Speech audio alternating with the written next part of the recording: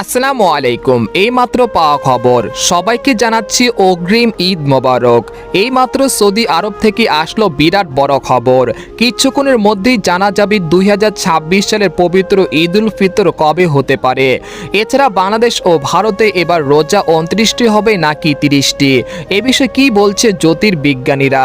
এই মুহূর্তে সৌদি আরব থেকে কি তথ্য প্রকাশ করা হচ্ছে, আরও বিস্তারিত জানতে ভিডিওটি প্রথম থেকে শেষ পর্যন্ত দেখতে থাকুন। আর আপনি কোন জেলা থেকে এই খবরটি দেখছেন অবশ্যই কমেন্ট করে জানিয়ে দিন। আর সবার আগে সর্বপ্রথম সেটি খবর জানতে আমার চ্যানেলটিকে সাবস্ক্রাইব করে রাখুন। এবার জেনে নিন এক নজরে। সৌদি আরবে আজ সন্ধ্যায় পবিত্র ঈদ উল ফিতরের চাঁদ দেখার প্রস্তুতি নেওয়া হলেও কোথাও চাঁদ দেখা যায়নি। এর ফলে দেশটিতে রমজান মাস 30 দিন পূর্ণ হবে এবং আগামীকাল সন্ধ্যায় সৌদি আরবের আকাশে চাঁদ দেখা যেতে পারে। সে অনুযায়ী আগামী শুক্রবার সৌদি সহ মধ্যপ্রাচ্যের বিভিন্ন দেশে পবিত্র ঈদ উল ফিতর উদযাপিত হবে।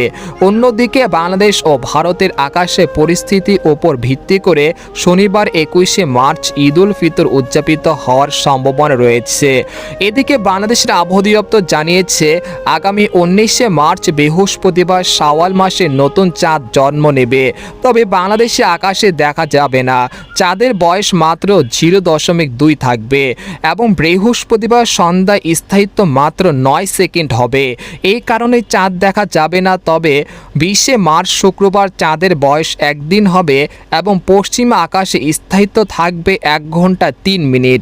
এই কারণে পশ্চিমা আকাশে মেঘমুক্ত থাকলেই সারা দেশে চাঁদ দেখা যাবে।